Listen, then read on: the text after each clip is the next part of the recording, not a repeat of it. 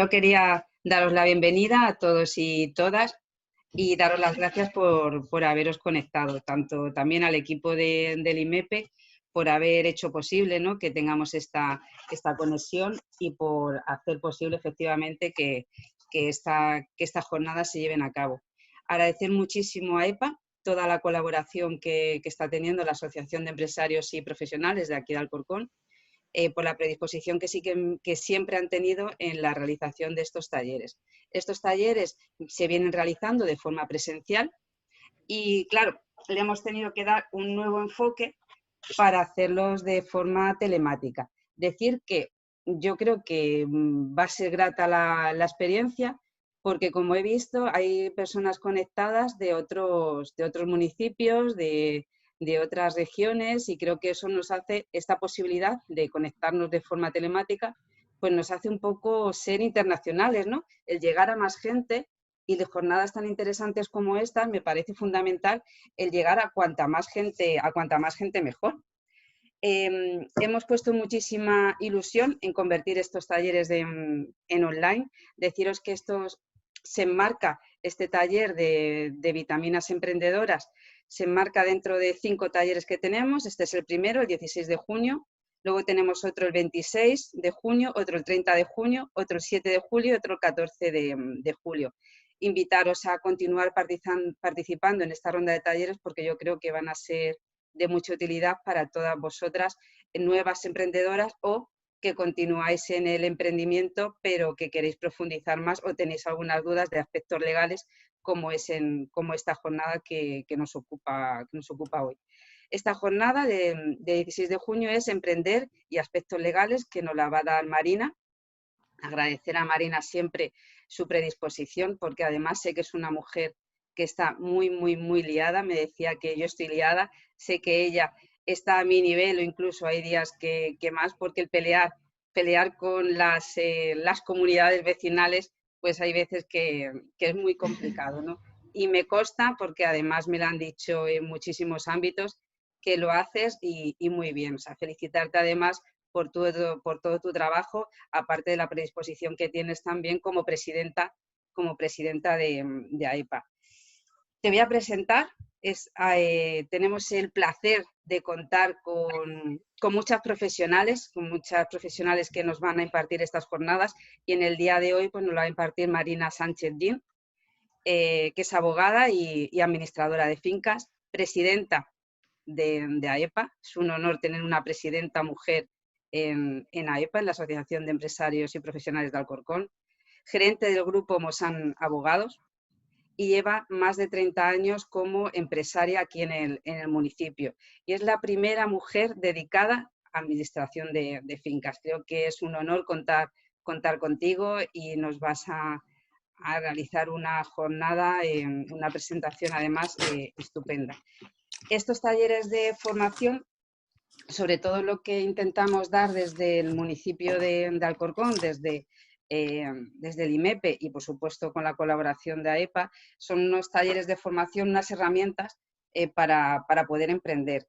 Contamos, como decía, en este caso con una persona con muchísima experiencia en ello, y sobre todo porque desde el IMEPE queremos apostar por el emprendimiento, porque apostar por el emprendimiento es apostar por una ciudad de gran futuro. Y desde este nuevo equipo de gobierno queremos eso, apostar por el emprendimiento. Tenéis nuestra colaboración, la colaboración de todo el equipo para ello, y que contéis con nosotros y nosotras para cualquier duda que os surja. Tenemos presentado estos 5 talleres, pero si alguno de los que estáis aquí presentes, veis que encontráis necesario el dar otro tipo de taller para ampliarlo, porque esas jornadas las vamos a seguir continuando, que no dudéis en poneros en contacto con nosotros y nosotras para solicitarnos otro tipo de talleres que también demandéis. Sin más, lo siento muchísimo, Marina, me encantaría haberme quedado, pero la Junta de Gobierno tengo que estar porque además se van a aprobar cosas muy, muy importantes. Me quedaré el tiempo que pueda y si de repente desapareceré no voy a interrumpir la jornada, y desearos una buena jornada que seguramente vaya a ser así. Muchísimas gracias, chicos, chicas. Raquel, Decirte que nosotros somos los que te damos las gracias. Es verdad que desde tu llegada al IMEPE la colaboración con AEPA ha sido siempre muy estrecha. Yo creo que la colaboración de las asociaciones empresariales con los entes municipales es fundamental para el desarrollo del municipio y yo creo que en ese sentido desde AEPA te damos las gracias porque siempre ha sido una colaboración cercana, una muestra constante de la preocupación por el mundo empresarial. Y es verdad, como decías antes, que hemos tenido que cambiar un poco los formatos, pero bueno, yo creo que ha habido ahí una buena sinergia a la hora de decir, bueno, pues vamos a reinventarnos. El IMEPE, dar las gracias a Raquel, pero también al equipo que está detrás, ¿no? Que hace posible pues, que todos estos talleres se puedan desarrollar. Es verdad que si el emprendimiento es importante en todos los momentos, en estos momentos de crisis y en estos momentos de crisis, con la crisis sanitaria y económica tan grande que nos ha tocado vivir en esta época, yo creo que todos juntos debemos de seguir remando en la misma dirección para que realmente se pueda volver a recuperar el tejido empresarial y, por ende, ¿no?, volver a recuperar los puestos de trabajo. Yo creo que ahí desde AEPA siempre se cuenta con la colaboración de Raquel y del IMEPE, y nosotros agradecidos y, bueno, puestos siempre a disposición pues para poder hacer todo aquello que sea necesario por el tejido, no solamente empresarial, sino por el tejido en general del municipio, ¿no?, que es importante para todos. Y bueno, y ya te dejamos por si te quieres ir. Estamos encantados, pero sabemos de verdad, y vamos, estos años en contacto con la política municipal, de la labor tan importante que realizas y el trabajo que conlleva todo lo que en el municipio al final se gestiona. Y son tiempos difíciles, así que te dejamos con tus quehaceres y nosotros vamos a, si os parece, vamos a comenzar, ¿no? Habéis visto que hemos decidido denominar estos talleres como vitaminas emprendedoras, ¿no? Como bien ha dicho Raquel, son varias, las charlas se van a dividir en varias áreas que entendemos que son diferentes puntos de unión importantes a la hora de crear una empresa. También nuestra experiencia en este nuevo formato nos dice que, jolines, al partir del minuto 20 pierde uno un poco la concentración y la atención en la ponencia, con lo cual no me quiero hacer muy pesada ni extenderme mucho. No sé si hay algún micrófono abierto, ¿puede ser? No me quiero extender mucho porque lo que sí también me apetecería es que a lo largo de la ponencia, si hay alguna pregunta, pues me pudierais hacer llegar vuestros comentarios y a raíz de ahí pues hacer un poco un debate más interactivo que nos resulte a todos como, bueno, pues más entretenido, ¿no? Puesto que mi taller va enfocado al mundo del emprendimiento, yo no querría dejar pasar la oportunidad de empezar definiendo qué es lo que yo considero que es un emprendedor, ¿no? Para mí, un emprendedor reúne como 4 requisitos fundamentales. Primero, es una persona que identifica una oportunidad de negocio. De repente, alguien ve una oportunidad de negocio en alguna circunstancia o bien reiterativa o bien que alguien no ha descubierto, ¿eh? Hay gente muy creativa. En segundo lugar, reúne todos los recursos necesarios para poder llevar a cabo ese proyecto. En tercer lugar, crea una empresa. Y en cuarto lugar, él es el único y último responsable de todas las consecuencias y el desarrollo de la organización. Es decir, que el emprendedor tiene que ser la figura, y así no puede ser de otra forma, que coordine y aproveche todos los recursos de la empresa. Por lo cual, es muy importante el perfil, tanto personal como profesional, del emprendedor. No todo el mundo está preparado para emprender, ni todo el mundo, todos los proyectos que puede considerarlo importante o que pueden considerarlo viables, lo son. Solamente con un mero carácter enunciativo, que no limitativo, sí que me gustaría decir un poco aquellas ventajas o aquellos inconvenientes que yo, perdón, a lo largo de todo este proceso he vislumbrado en el tema de emprender, ¿no?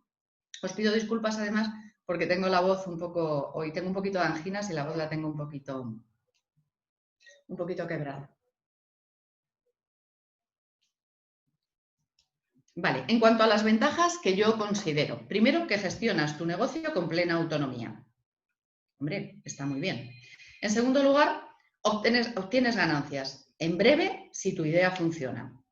Escoges las personas con las que quieres trabajar. Decidme que no es fundamental, muchas veces, si hemos trabajado por cuenta ajena, saber qué importante es trabajar con aquellas personas con las que queremos trabajar y con las que hay sintonía. En cuarto lugar, trabaja sin monotonía. El trabajo del emprendedor no es nada monótono, pero también hay que decir que es ilimitado en los horarios. Nuestros horarios no tienen límite. Y en quinto lugar, la obtención de un reconocimiento social, si se tiene éxito. Por ende, los inconvenientes que veo, que yo he resumido en 6, que son más que las ventajas, pero no porque los considere más importantes, sino, bueno, porque a la hora de enumerarlo me han salido así, es primero tener la plena responsabilidad del funcionamiento de la empresa, con sus pros y sus contras. En segundo lugar, corremos el riesgo de perder todo el capital invertido. ¿Cuántas veces vemos que la gente se arruina? Es decir, tú arriesgas tu patrimonio, pides préstamos y a la larga puede ser que eso lo veas todo por los suelos, que lo pierdas todo.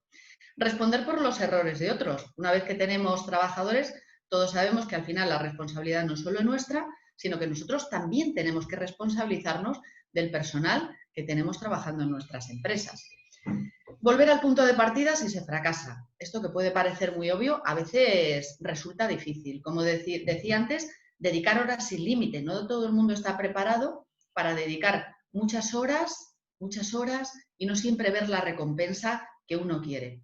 Y en sexto lugar, el fracaso.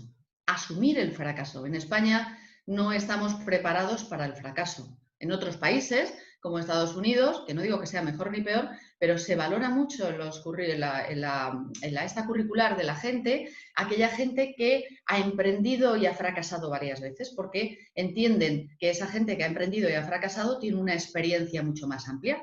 Sin embargo, no nos engañemos, en nuestro país el fracaso no está bien mirado ni tan siquiera está bien valorado. Deciros también que yo llevo, como bien decía Raquel, llevo muchos años emprendiendo. Emprendí con 23 y tengo 55, bueno, pues echar la cuenta, son 32 años, creo recordar, que es verdad que durante estos 32 años he vivido 3 crisis importantes, ¿no? A nivel económico, pudiéramos decir.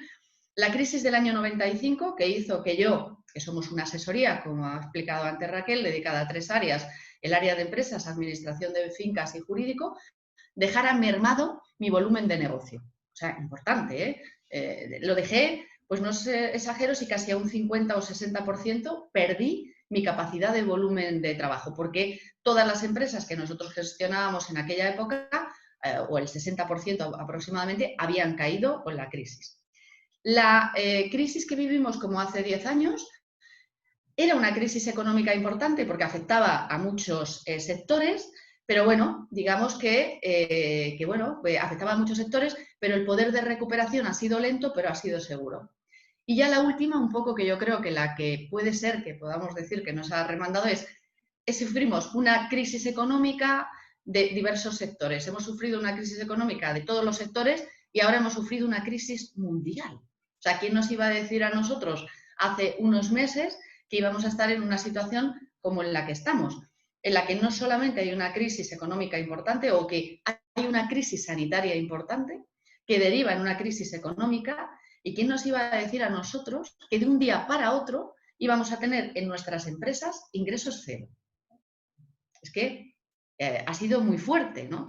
Aún así, a pesar de todos estos inconvenientes, de esas ventajas que os he dicho, de los inconvenientes, de estas 3 crisis, yo sigo diciendo que soy una aférrima defensora del mundo del emprendimiento. Yo sí que creo que reporta una serie de satisfacciones y de ventajas que al menos alguna vez en la vida pues merece la pena probar, ¿no?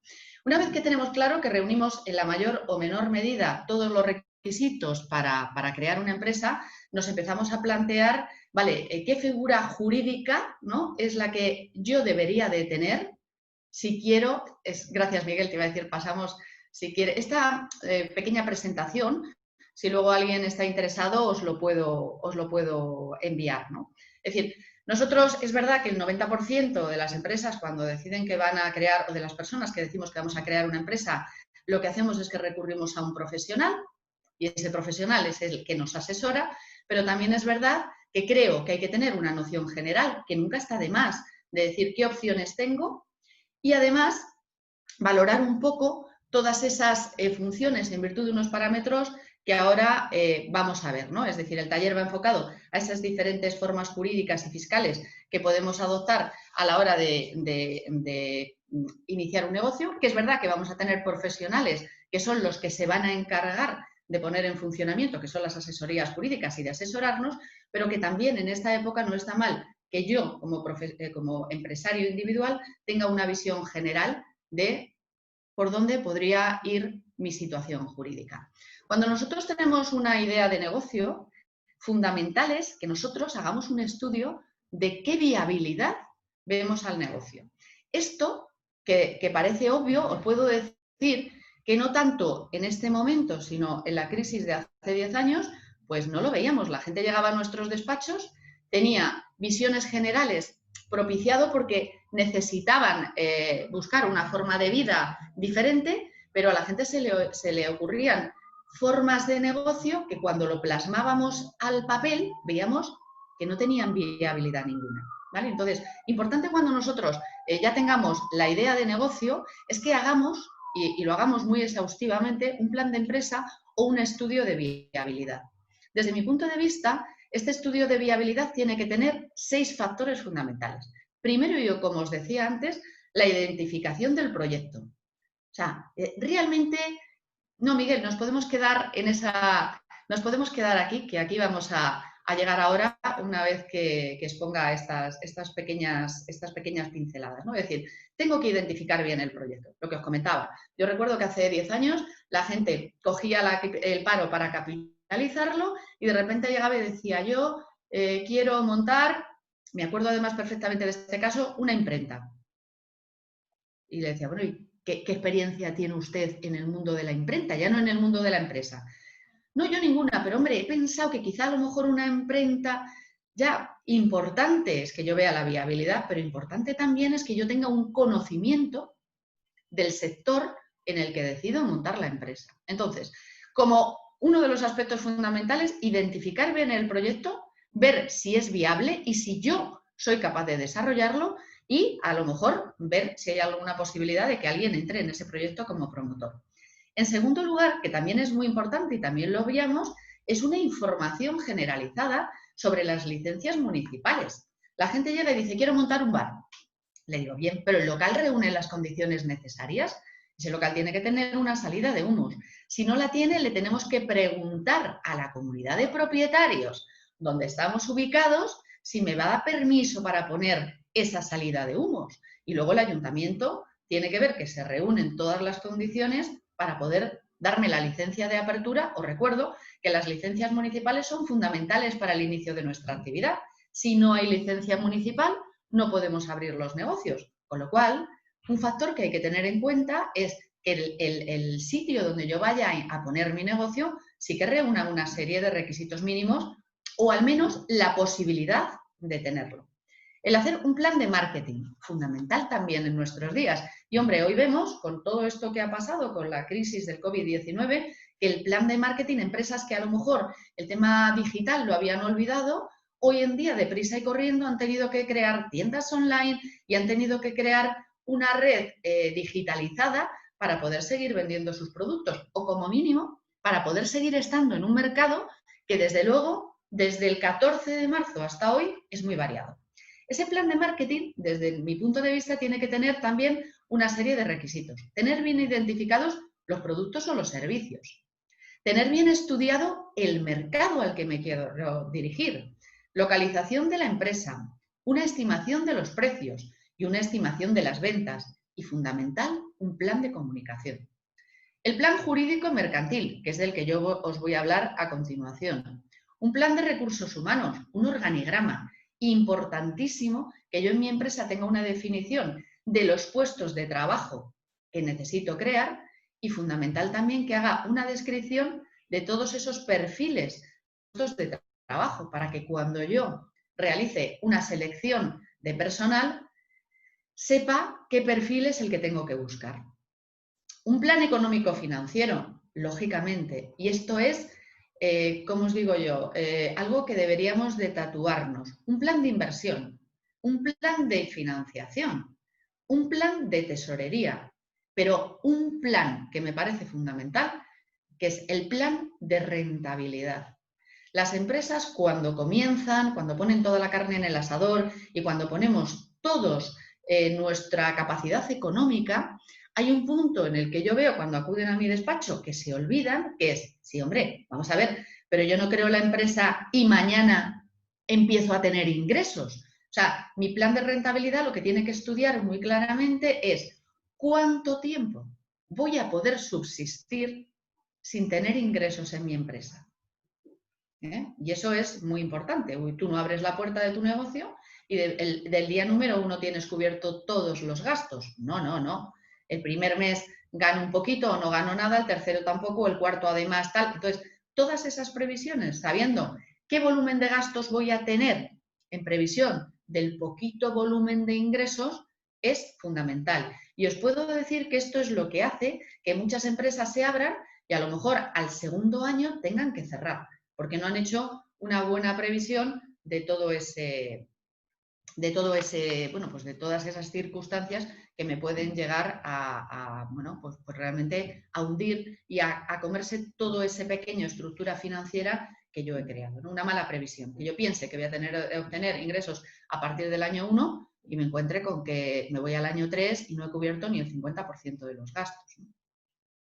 Importante estos 6 puntos para poder comenzar. Pero también va a haber otra serie de factores que van a ser muy determinantes a la hora de, una vez que yo ya tengo visualizada mi idea, tengo todo este plan de, que digo yo, de empresa, todo este estudio de viabilidad más o menos recogido, tengo que empezar a visualizar qué figura jurídica quiero ser. Quiero ser autónomo, quiero ser una sociedad limitada.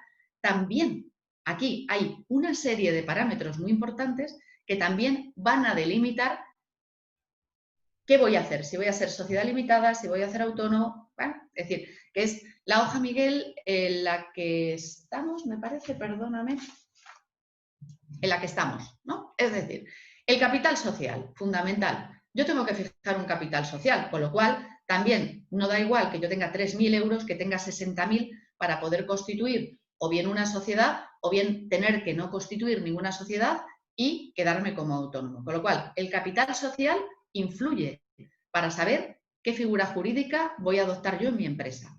El número de socios. Si yo, mi propio ejemplo, cuando empiezo hace 32 años, empecé en solitario. Hombre, pues claro, si no tengo socios, pues a lo mejor me tengo que quedar como autónomo. Hoy en día ya tenemos las sociedades limitadas unipersonales, pero bueno, hace años, o a lo mejor para empezar, puedo decir, si mi número de socios es limitado porque soy yo sola o somos 2 personas, pues a lo mejor me tengo que quedar como autónomo o puedo constituir una SL. Con lo cual también el número de socios es importante para visualizar qué figura jurídica va a regir mi empresa. La responsabilidad de los socios, importantísimo. Como empresario individual, os recuerdo que respondemos no solamente con los bienes de nuestra empresa, con los nuestros, con nuestro patrimonio personal.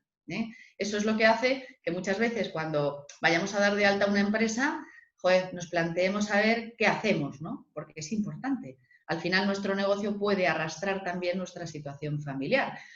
Lo que os digo, si queremos que la responsabilidad se limite exclusivamente a nuestra empresa, pues a lo mejor lo que tenemos que hacer es constituir una sociedad limitada con, bueno, pues los parámetros que veremos también ahora a continuación.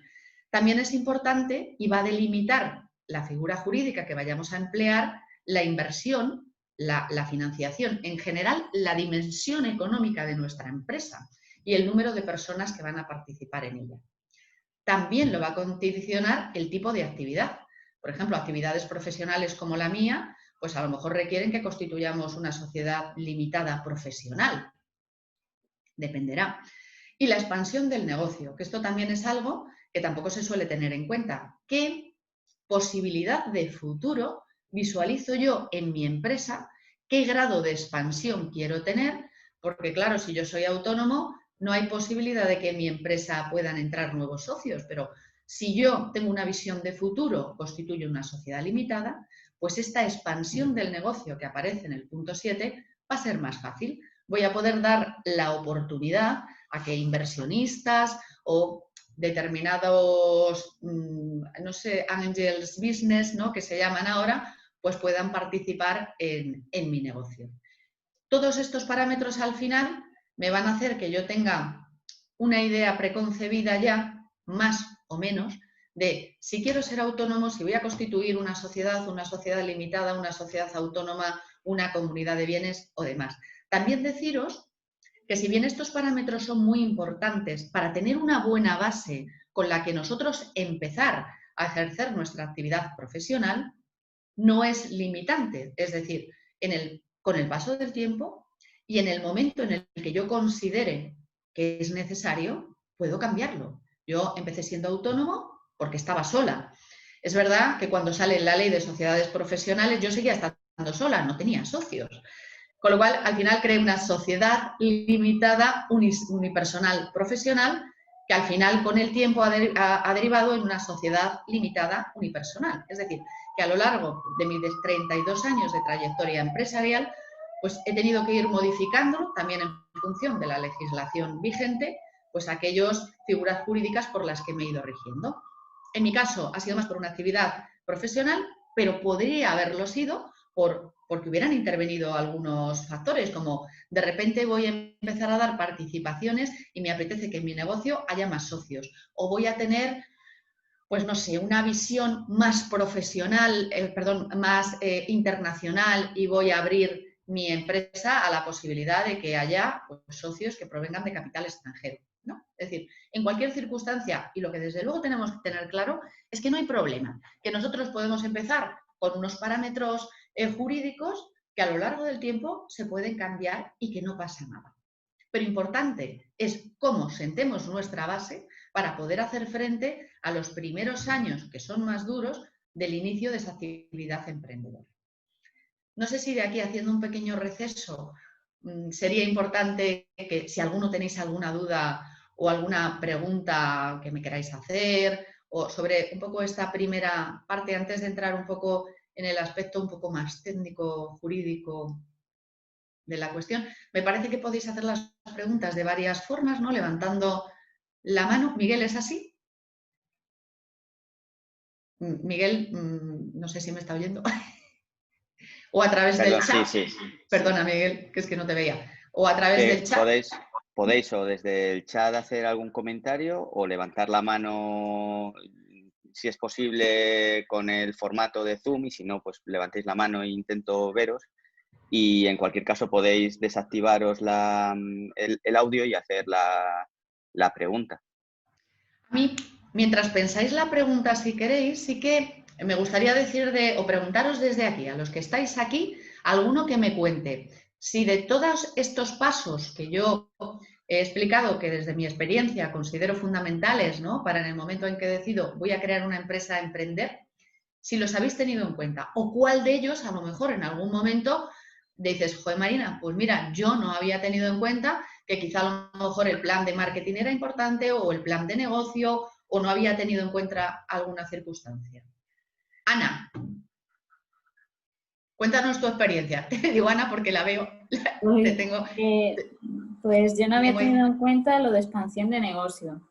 Y lo de plan de marketing sí lo había pensado, pero no tan extenso. Sí. Lo has explicado muy bien y has dicho cosas que yo no las había pensado ni nada. Claro. Sí, que de repente puede ser que uno no lo visualice como algo que dices, bueno, hago un plan de marketing muy general y demás, ¿no? Y sí, de repente te das cuenta que dices, joder, no, el plan de marketing es más detallado, más hay que detallarlo un poquito más.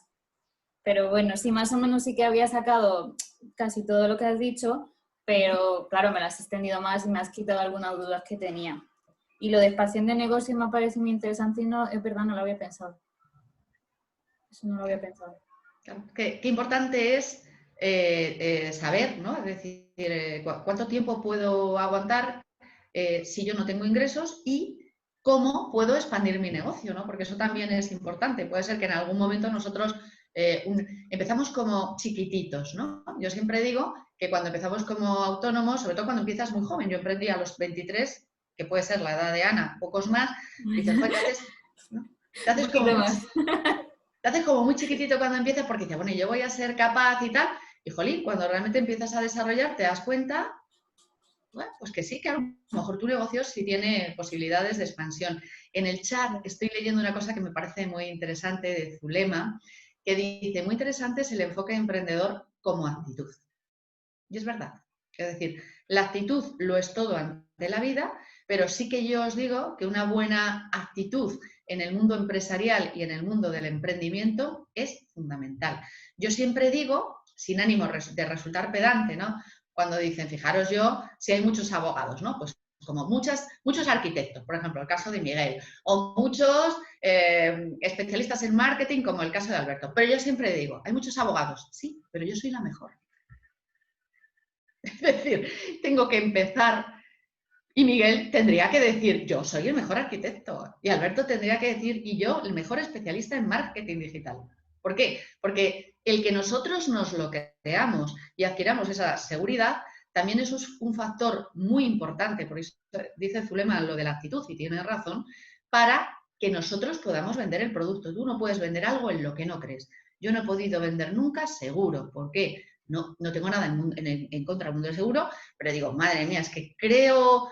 No. Entonces, importante es la actitud que nosotros tengamos para afrontar el emprendimiento. Importante antes también de empezar con un poco el aspecto jurídico, que para no hacerlo pesado os lo voy a intentar hacer muy resumido y pasar un poco por encima, es el no sentirse solo, ¿no? Esa actitud, muchas veces cuando tú te sientes solo, es muy difícil de mantener, ¿no? Esa expectativa, ese ánimo. Por eso creo que es fundamental las asociaciones empresariales. Es decir, que si tú estás en un municipio, contactes con la asociación empresarial de tu municipio. Ahí tú vas a ver que no te vas a encontrar nunca solo.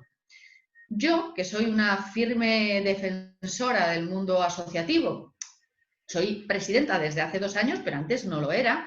Yo lo que sí me he dado cuenta es, si vosotros me preguntáis cuando yo emprendí hace 23 años, si hubiera conocido las asociaciones de mi municipio, si hubiera crecido mejor, pues os digo, mira, no lo sé, pero desde luego lo que sí tengo claro es que hubiera crecido más rápido, ¿no?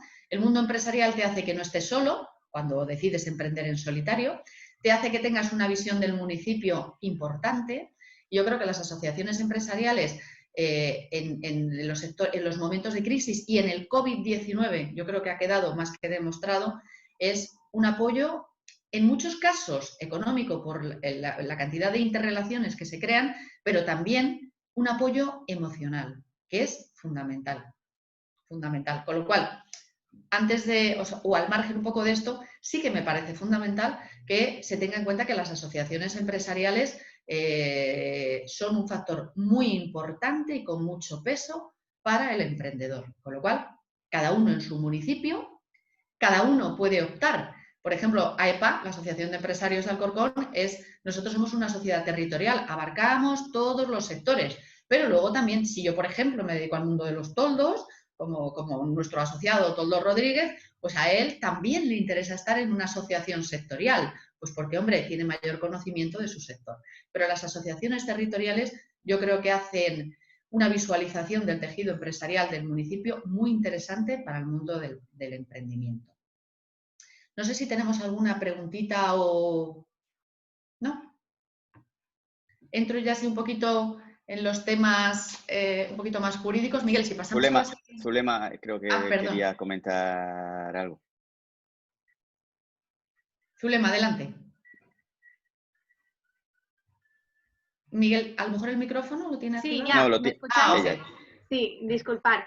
No, sobre todo, bueno, agradecerte todo lo que estás comentando, porque además de estar muy claro y lo haces muy sencillo, hay 2 cosas que quiero recalcar. Uno, me ha encantado la parte de canalizar la frustración. Es muy importante tener mucha fuerza de voluntad y tener, asimilar la frustración, porque ser emprendedor es muy difícil. Y otro punto a tener en cuenta es tener un referente. Para mí Marina es un referente de mujer emprendedora, donde con 23 años decidió dar un paso y emprender con actitud y con capacidad de asimilar riesgos. Entonces, para montar una empresa, junto con todo lo que ha comentado Marina, el tema de tener referentes, en quién fijarse es muy importante. Por eso también va ligado con la asociación, ¿no? El poder tener en quién fijarte y seguir esos pasos es muy importante. Es solo ese comentario. Muchísimas gracias. Es que yo estoy, y la formación, porque soy del Centro Juan 23, que estamos formando profesionales en Alcorcón, y una de las asignaturas que imparto es Empresa Iniciativa Emprendedora. Entonces, una de las cosas que para poder emprender no tenéis que olvidaros nunca es que somos unos eternos aprendices. No se deja de aprender. Y seguro que Marina en esto es una experta porque por eso sigue ahí tantos años, porque no ha dejado de aprender. Siempre se está aprendiendo y hay que reciclarse y actualizarse. Así que muchas gracias, Marina, porque estás exponiendo todo con mucha claridad. Muchas gracias, Zulema. Y además desde Juan 23 realizan una labor muy buena en el mundo del emprendimiento y hacen una cosa que a mí me parece muy interesante, que es mentalizar al alumnado en la figura del empresario, ¿no? Ese empresario que siempre parece tan lejano un poco o en algunas ocasiones de la sociedad y que ellos, ¿no?, a través de su formación en las aulas ayudan a acercar, ¿no?, quizá al mundo real y al mundo sobre todo de sus alumnos el tema de la empresa. Así que nada, gracias a vosotros que realizáis una magnífica labor. Pues ahora ya, si queréis, me centro un poquito en el aspecto un poquito más técnico. Nosotros, ya una vez que hemos elaborado toda esta primera parte a la que he hecho referencia de los planes de negocio, de ver nuestra capacidad para desarrollarlo, de ver las expectativas que tenemos varias opciones, ¿no? Nos podemos constituir como empresario individual. El empresario individual es el que ejerce por cuenta propia la actividad comercial o profesional, que es lo que nosotros conocemos como autónomo. Yo os voy a hablar un poco de las características y luego los requisitos para darnos de alta. Las características, un mínimo, una persona física, lo que os decía yo, en un momento dado digo, monto mi empresa, no quiero ser trabajador por cuenta ajena, pero soy Juan Palomo, yo me lo guiso, me lo como. Pues esa es mi figura ideal. El autónomo, el requisito, una persona sola. No nos exigen un capital social mínimo, lo que os comentaba antes también, de que mi capacidad económica también va a condicionar de alguna forma mi figura jurídica. Yo no tengo dinero, como no me exigen ningún capital mínimo exigido, pues puedo ser autónomo. Responsabilidad, lo que también hacía referencia antes. Tenemos que tener muy claro que el autónomo no tiene diferencia entre su patrimonio personal y su patrimonio profesional. Con lo cual, si el día de mañana tenemos un problema, responderemos con nuestra casa, en la que vivimos, con nuestra familia. La denominación social es libre. Normalmente aquí suele ser o un nombre comercial o nuestro nombre y apellido, Marina Sánchez Gea, o, en mi caso, un nombre comercial, Grupo Mosán Abogados. El régimen fiscal se tributa en la renta, ¿vale? No en el impuesto de sociedades. Existen varios regímenes, siendo el más común el de estimación objetiva y además está sujeto al impuesto sobre el valor añadido. Hay una segunda o dos figuras más, que es la de comunidad de bienes y sociedad civil. Me voy a poner yo aquí. ¿Subimos un poquito más, Miguel? Ahí, ok, gracias. Si nosotros ya no estamos tan solos y decidimos crear una sociedad, o sea, una empresa con alguien, la comunidad de bienes o la sociedad civil nos abre esa posibilidad, ¿vale? La comunidad de bienes y la sociedad civil es un contrato por el cual la propiedad de un derecho pertenece pro indiviso a varias personas. Aquí sí que nos exige ya que el requisito mínimo sean 2, con lo cual vemos muchas veces la reunión de dos autónomos que dicen, pues formamos una comunidad de bienes. Ya, si decidimos expandirnos, crearemos una sociedad. Aquí la responsabilidad también es ilimitada y personal, porque normalmente el patrimonio de las comunidades de bienes es muy pequeñito, es lo que queramos poner, 1.000 euros se suele poner de capital social, con lo cual todo lo que exceda de ese capital social, recordemos que también va a ir a costa de nuestro patrimonio personal. La Constitución no nos lleva mucho dinero porque no necesitamos notario. Redactamos un contrato verbal por escrito y con ese contrato llevándolo a Hacienda y liquidando los modelos correspondientes, tenemos constituida o la comunidad de bienes o la sociedad civil. Tributamos en renta. La reunión de estos dos autónomos para crear la comunidad de bienes, cada uno de ellos tributará luego todas las ganancias obtenidas en su declaración de la renta. Desde la reforma del año 16 se tributa la comunidad de bienes por el impuesto de sociedades y además también está sujeto al régimen de impuesto sobre el valor añadido. Los requisitos para dar de alta el autónomo. Si nos constituimos en empresarios individuales, en sociedad civil o en comunidad de bienes, nosotros no necesitamos, como hemos dicho antes, estamos todavía un poquito más arriba, empezaremos ahora ahí. No necesitamos, como hemos dicho antes, notario, con lo cual todos los trámites que conlleve esto serán simples trámites administrativos. Con lo cual esto, tanto la constitución de autónomo como comunidad de bienes o sociedad civiles, será un trámite que cuando nosotros lo tengamos que contratar o lo queramos hacer, nos será un trámite mucho más baratito para poder iniciar la actividad. Porque cuando estás en una economía de guerra que decides emprender y tus recursos son limitados, pues cualquier gasto extraordinario es muy importante para tener en cuenta. En lo del alta del impuesto de actividades económicas ya no es necesario, porque antes sí que estábamos obligados, ahora solamente para aquellas empresas o autónomos que vayan a facturar más de 1 millón de euros al año. Como normalmente no suele ser esa la idea inicial, pues bueno, realmente ahí tampoco tenemos nosotros, ¿no?, la posibilidad de darnos de alta. Tenemos que estar dado de alta en el censo, se realiza la delegación de Hacienda correspondiente en la que nosotros tengamos el domicilio fiscal, un modelo censal del 036, y ahí comenzamos. En el régimen, además de empresarios individuales, comunidad de bienes o sociedades civiles, tenemos el régimen de módulos. Es verdad que el régimen de módulos, a lo largo de este tiempo, ha quedado limitado a muy poquitas actividades. Incluso en algunos momentos se ha intentado que desapareciera, pero hoy en día todavía sigue así. En cuanto a los parámetros, digamos que en las sociedades limitadas se tiene un CIF aparte, el autónomo su CIF es su DNI, y en el caso de las comunidades de bienes o en las sociedades civiles, la propia comunidad de bienes saca un CIF, ¿vale? El alta en el régimen especial de trabajadores autónomos, es decir, tanto si soy empresario individual como si es una comunidad de bienes, que os recuerdo que es la reunión de dos autónomos, me tengo que dar de alta en el régimen especial, en el RETA, que se lleva ahora. Tengo que hacer la apertura de mi centro de trabajo, tengo que comunicar a la inspección de trabajo que abro mi centro y además tengo la obligación de tener el libro de facturas recibidas y emitidas, que estas, a lo largo de todo el tiempo, la modalidad ha ido cambiando. Cuando yo empecé, pues se llevaban unos cuadernos que había que llevar, no os exagero, eran de estos blocs como cuando íbamos al colegio, larguísimos y enormes, en los que las facturas se tenían que ir apuntando a mano. Luego todo esto, al final es verdad que se ha modernizado tanto que hoy esos libros de facturas pues son libros digitalizados e informáticos, ¿no? El alta en el RETA también es un poco achacable al tema de las sociedades, pero, espera que no me quiero perder. Quería hablaros de las condiciones, el alta en el sistema de autónomos tiene alguna serie de bonificaciones que empezaron ya hace años y que hoy en día se han seguido manteniendo. Yo os las voy a decir ahora muy brevemente, pero también haceros una idea. La crisis del COVID nos ha traído un cambio normativo brutal,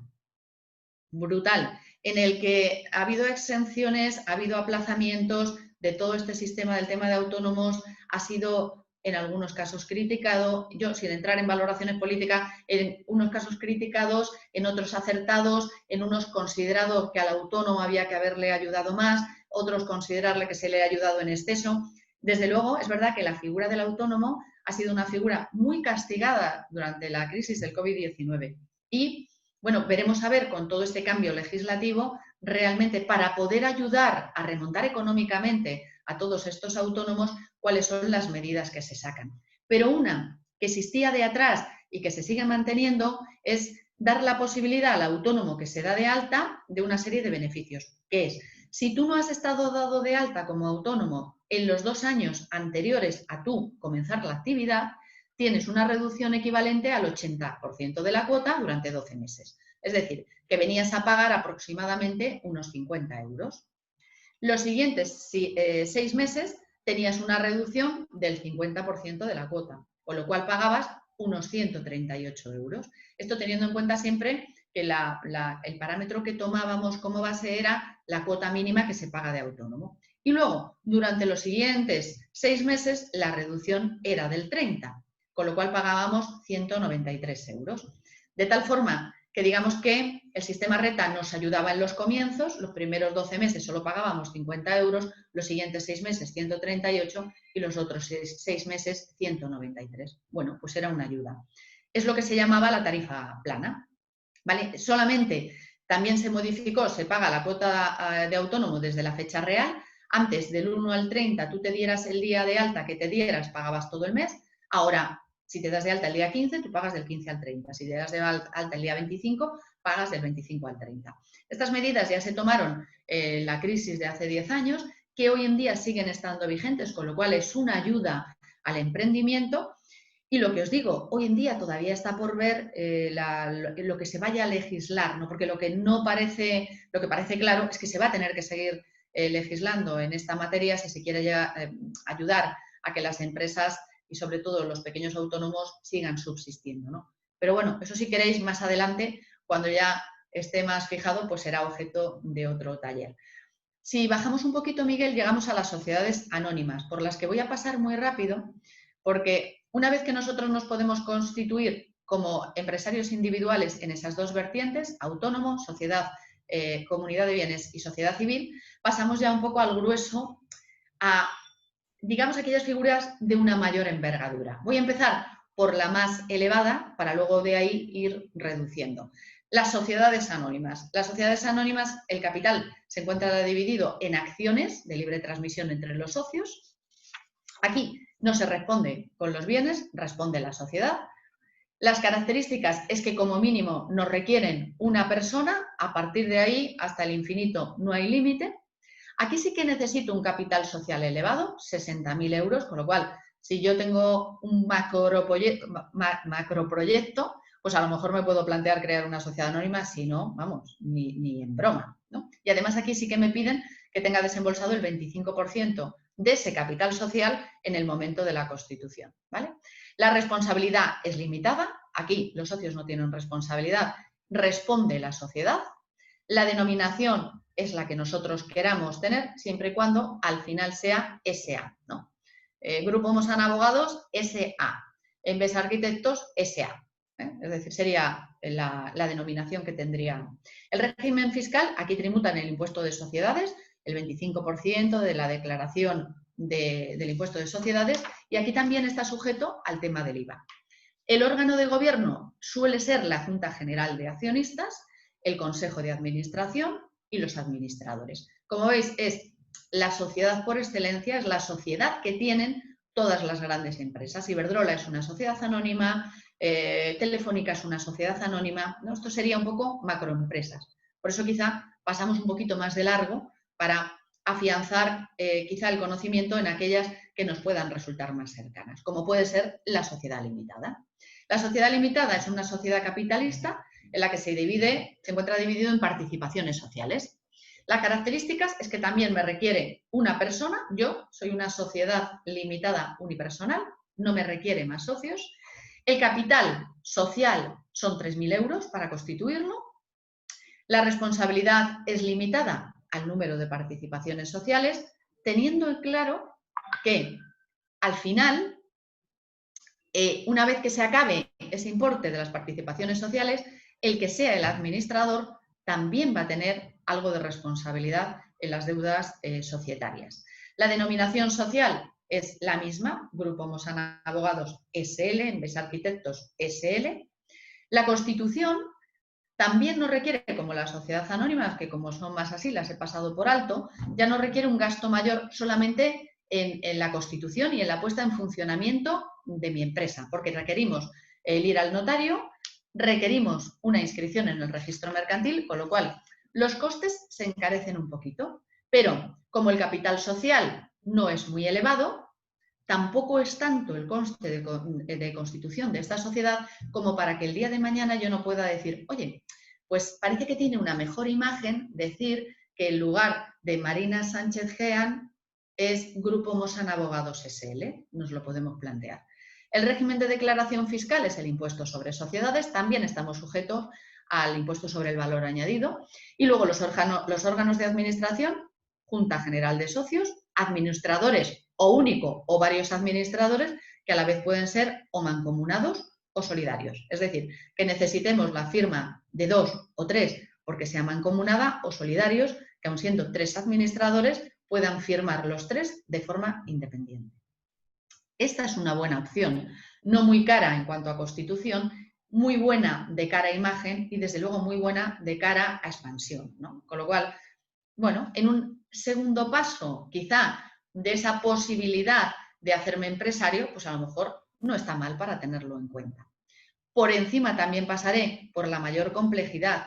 Fijaros, las sociedades laborales, yo hace años y años que no las constituimos, porque las sociedades laborales requieren que la mayoría de los, del capital social de los que la mayoría del capital social de la sociedad es de los trabajadores que prestan en ella sus servicios. Con lo cual, es una sociedad laboral que se daba mucho en los sectores agropecuarios, en el campo. Se constituía una sociedad agraria, que eran sociedades laborales, en la que normalmente todos los trabajadores eran socios, pero también eran trabajadores en activo.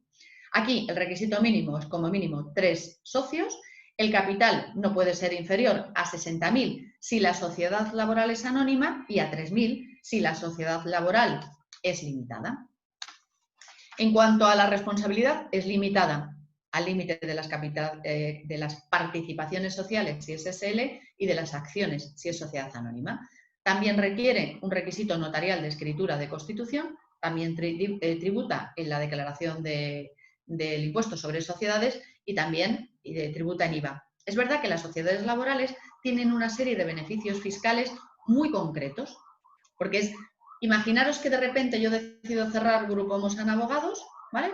Y mis trabajadores deciden crear una sociedad laboral porque ellos son trabajadores de la sociedad, pero además quieren ser, porque yo vendo la empresa, socios, ¿no? Entonces, es verdad que la han intentado fomentar, es verdad que a pesar de todas las ayudas que se han dado a las sociedades laborales, no me preguntéis por qué motivo, no, yo creo que el motivo al final es un motivo de buena o mala relación.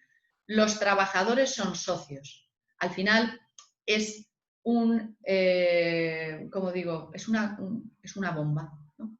Es decir, no siempre puedo estar de acuerdo con mis socios, pero si encima mis socios son trabajadores y es difícil, ¿no? Que todos nos llevemos bien en los dos ámbitos. Entonces yo creo, mi modesta opinión, que es por eso por el que las sociedades laborales al final no terminan prosperando. Si bajamos un poquito más, Miguel, ahí no, quizá a lo mejor esto no consta. Los requisitos, nos podemos quedar ahí muy brevemente, porque todo lo que yo os voy a contar realmente es lo que os va a tramitar la asesoría. Raros hay, aunque los hay, ¿no? La persona que dice, me voy a constituir yo mi sociedad, voy al notario, me hago yo todo el papeleo. Para que vosotros tengáis una visión muy general, ¿no? De estos trámites como son, yo os los voy a enumerar. Primero tenemos que registrar una marca, si nosotros queremos que se nos identifique bien. Yo tengo un logo con una marca muy fija. Esto habría que registrarlo. Para constituir una sociedad, gracias Miguel, para constituir una sociedad necesito también una solicitud al registro mercantil negativa de 3 nombres. Porque qué importante es que determinéis bien el nombre, que cada vez que yo tenga que dar el nombre de mi empresa, o bien para que me hagan una factura, o para que me reconozcan, no tenga que andar deletreándolo. Poner nombres claros, nombres que llamen la atención, pero para que se llame así incluso nuestra sociedad, no solamente el nombre comercial. Tenemos que firmar una escritura de constitución vía notarial, fundamental. Así como autónomos hemos visto que no, que eran trámites administrativos, para las sociedades el requisito es obligatorio. Tenemos que solicitar el CIF. Tenemos que pagar el impuesto de transmisiones patrimoniales y actos jurídicos documentados sobre el capital que hayamos puesto en esa sociedad, que es el 1%.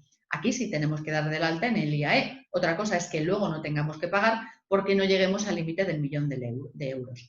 Tenemos que inscribir nuestra sociedad en el registro mercantil y luego determinadas sociedades especiales como las profesionales o las laborales hay que inscribirlas también en sus registros correspondientes.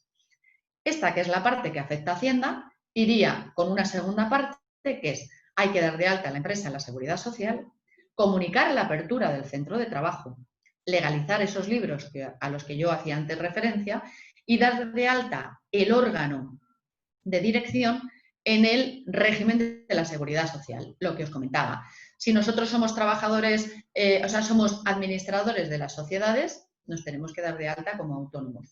Aquí hay una peculiaridad y es que dice, cotizarán como autónomos aquellos socios que posean el control efectivo, tanto directo o indirecto, de la sociedad o las circunstancias que se producen cuando las acciones o participaciones del empresario supongan al menos la tercera parte del capital social. Es decir, si yo tengo más de la tercera parte del capital social, tengo que estar dado de alta como autónomo y regir, como estábamos hablando antes, por el régimen de reta. Es decir, en las sociedades el administrador se rige por el mismo trámite ante la Seguridad Social que el trabajador autónomo. Somos lo que se denominan autónomos societarios, ¿vale?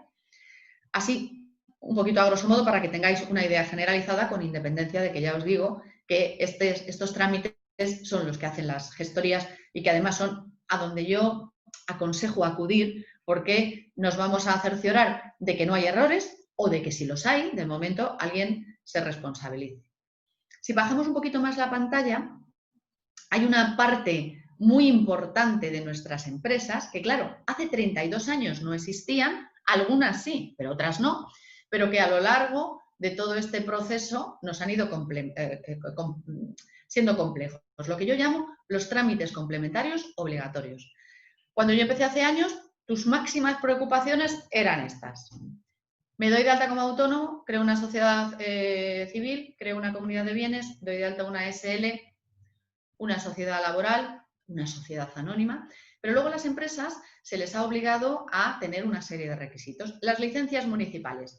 Es verdad que la licencia municipal ha existido siempre. Cualquiera que quiera montar un negocio tiene que acudir al ayuntamiento, solicitar una licencia municipal, le van a pedir una serie de documentación y a raíz de ahí, digamos que va a tener legalizado administrativamente su negocio. En honor a la verdad, tengo que deciros que en estos 32 años no os podéis imaginar lo que la administración ha cambiado. Es decir, la administración siempre ha sido un ente lento, con mucha complejidad a la hora de presentar la documentación y de el contacto con el contribuyente. Hay que decir que afortunadamente en los últimos años la administración ha intentado ponerse un poco a la altura. Lo que yo decía, y esto se lo oí en una reunión de COE a un empresario que escalaba 8.000, ¿no? Y decía, es que no puede ser que los trámites para escalar un 8.000 y hacer un 8.000 sean menos complicados que él era catalán, me acuerdo perfectamente, era súper gracioso, que yo en Barcelona montara una empresa. O sea, es más difícil montar una empresa que el escalar un 8.000. Fijaros si los trámites administrativos eran lentos. Hoy en día hay que decir que la administración no está en el top 10 de las organizaciones y digitalizaciones, pero ha avanzado mucho, yo creo que también en esta última etapa. Y desde luego, lo que no haya avanzado hasta aquí, con el COVID-19, les va a obligar a seguir avanzando. Y no tiene nada que ver la presentación de las licencias municipales estas de apertura, la mía que casi la tengo en un marco porque ya, claro, el papel se desintegra hace 32 años, os podéis imaginar cómo es ahora las licencias con declaraciones responsables que realmente lo que hacen es intentar agilizar la apertura de negocio. Lo que no puede ser es que los ayuntamientos o el Estado sea el mayor obstáculo para abrir nuestras empresas. Y yo creo que en ello están trabajando. Y bueno, todavía les queda mucho, pero yo creo que no llevan un mal recorrido. La prevención de riesgos laborales. Cuando yo empecé es que esto no existía, pero ahora todas las empresas con trabajadores contratados estamos obligados a tener un plan de prevención para prevenir posibles accidentes. Claro, este plan de prevención, que fijaros que parece una tontería, en una asesoría jurídica como la mía es mínimo. Y aún así, ahora os cuento un detalle de un accidente tonto que digo, madre mía, es que esto no se me hubiera ocurrido de ninguna de las formas, ¿no? Pero en construcción, imaginaros una constructora, el plan de prevención de riesgos laborales que tiene que tener. Aún así, yo no había previsto una silla antideslizante, se desliza y una persona que se va a sentar se va hacia atrás y se rompe el coxis, fijaros, ¿no? Entonces, bueno, esa prevención de riesgos laborales tiene que tener, dependiendo del tipo de empresa, un manual importante. Que os voy a hablar de la Ley Orgánica de Protección de Datos que no sepamos. Todos sabemos que la Agencia Española de Protección de Datos nos obliga a tener inscritos los ficheros. Seguro de responsabilidad civil, fundamental, que si a alguien le pasa algo dentro de nuestro negocio, pues bueno, pues tengamos cubierto, alguien se puede caer, si somos un restaurante podemos involuntariamente ocasionar una intoxicación, todo eso tiene que estar previsto y los seguros de responsabilidad civil están para ello. Luego, la prevención del blanqueo de capitales. Esto afecta a muy pocas actividades, pero por ejemplo a joyerías, asesorías inmobiliarias, abogados, sí que nos afecta. Nosotros también tenemos que tener un plan de prevención de riesgos laborales.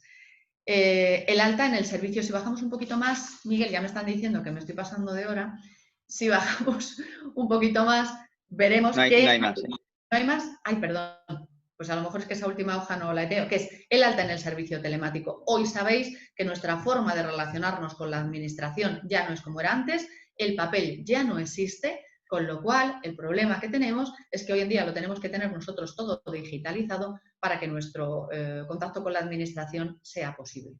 Esto se ha extrapolado hasta las mismas comunidades de propietarios, que son entes jurídicos no excesivamente complejos, pero entes jurídicos con una cierta complejidad o con una pequeñita complejidad en la que hoy en día o el presidente tiene una firma digital o no puede contactar con la administración, ¿no? Entonces, además de todos los aspectos que hemos visto, existen unos aspectos paralelos que efectivamente en nuestra empresa tenemos que reunir y que además, no os voy a mentir, encarecen los costes de la misma. Y que cuando hablamos de todo ese plan de viabilidad, tenemos que tener en cuenta que la prevención de riesgos laborales al año nos cuesta un dinero y que la Ley Orgánica de Protección de Datos nos cuesta un dinero y que las empresas que tenemos que tener un plan de prevención del blanqueo de capital también nos cuesta un dinero. Entonces, son pequeñas cosas que han ido saliendo y que hay que cumplir y que yo me imagino que esto aquí no quedará, ¿no? Que conforme vamos avanzando, pues también saldrán otros requisitos que tendremos que cumplir. Por mi parte, no sé si he ido muy rápido por no quererlo hacer muy pesado, no tengo nada más que deciros, es decir, aun con toda esta cúmulo de cosas, bueno, a veces un poco desconcertantes, ¿no?, que conlleva el crear una empresa, como os decía antes, no es tan difícil, es decir, hay que lanzarse, que luego ya, pues poco a poco encontramos en el camino gente que nos ayuda, lo que os decía, profesionales en buenas manos para poder tener una tramitación correcta de nuestras empresas. Y luego, asociaciones empresariales para conocer empresarios que, empresarios de nuestro sector, no son nuestros enemigos, sino que es gente en la que también nos podemos apoyar y de la que podemos aprender. Y como decía Zulema antes, tener el referente de empresas que llevan muchos más años que nosotros en el mercado y que aunque no sean de nuestro mismo sector, solamente por el hecho de todo lo que ya han pasado, nos sirva a nosotros de aprendizaje. Daros las gracias por vuestra atención en estos momentos. Deciros que dejo abierto, no sé si tenemos, Miguel, sí, de palabras, de preguntas. Sí, teníamos algunas preguntas. Si os parece, vale, te hago las que estaban indicadas en el chat y luego hay por ahí alguna otra que comento. A ver, Dani pregunta, ¿la tarifa plana se activa automáticamente al dar de alta como autónomo? No, tú tienes que pedirla. En derecho a lo que no se pide no existe. Tú tienes que especificar que pides la tarifa plana porque cumples los requisitos, porque no has estado dado de alta los 2 años anteriores y todos los requisitos. Automáticamente no se genera nada, hay que pedirlo. Vale. Luego, Alberto Calero pregunta, ¿el importe de 3.000 euros, que es el mínimo para sociedad limitada, es un dinero que se recupera o se pierde? ¿Tiene que ser dinero o se puede aportar inmovilizado? Se puede aportar inmovilizado. Yo puedo tener 3.000 euros en dinero, pero puedo tener 3.000 euros en cualquier otro inmovilizado. Ese dinero no se pierde. Cuando yo voy al notario, necesito tener un certificado, o bien bancario, de que en esa cuenta tengo depositados 3.000 euros, o bien un certificado que acredite el inmovilizado que yo aporte. Una vez que yo firmo la escritura ante notario, esos 3.000 euros pasan a formar parte del activo que yo puedo utilizar en mi empresa. No hay que dejarlos congelados durante toda la vida de la sociedad, ni mucho menos. Vale. Zulema comenta, encontrar buenos compañeros de viaje es muy importante, apoyarse en profesionales de las áreas que no controlamos, asesorías, etcétera, para centrarnos en lo que sí controlamos. Bueno, fundamental, ¿no? Yo creo que Zulema lo ha explicado muy bien. Yo creo que efectivamente la gente del sector no es el enemigo, es decir, yo creo que se puede hacer, bueno, pues se puede hacer piña con la gente y estoy de acuerdo con lo que dice Zulema, así es. Así es. Vale. Luego un usuario en Madrid se pregunta, para emprendedores y ante el miedo de viabilidad de nuestra propuesta de desarrollo, ¿se puede realizar una actividad solamente dado de alta en el impuesto de actividades económicas sin ser autónomo ni nada durante un periodo, mientras que no represente unos ingresos regulares sino esporádicos? ¿Se puede facturar? A ver, no. El estar dado de alta en obligaciones fiscales conlleva que te tengas que dar de alta en el régimen de seguridad social. Es decir, no se puede. Otra cosa es, como salió hace un tiempo, que si yo no llego a los 3.000 euros de la facturación no tenga que declararlo. Pero tanto el régimen de la seguridad social como el de Hacienda van unidos. Yo me tengo que dar de alta en obligaciones fiscales y en obligaciones laborales para poder empezar a funcionar como empresa. Vale. Ollane preguntaba, ¿hay una forma jurídica en España similar al Community Interest Company, que es como es un modelo del Reino Unido que está diseñado para utilizar las ganancias y activos sociales pues, para el bien público? No sé si hay alguna figura parecida en España.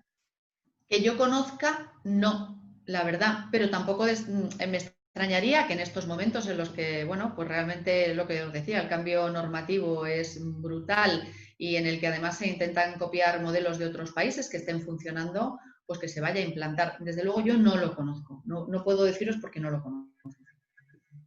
Vale. Paz creo que iba a hacer una pregunta. Sí, bueno, darle la enhorabuena a Marina. Me ha parecido muy clara la exposición, muy, muy definida, darte la enhorabuena. Y sí, yo hacer una reflexión y también una pregunta personal a Marina. ¿Qué te llevó a ti a emprender?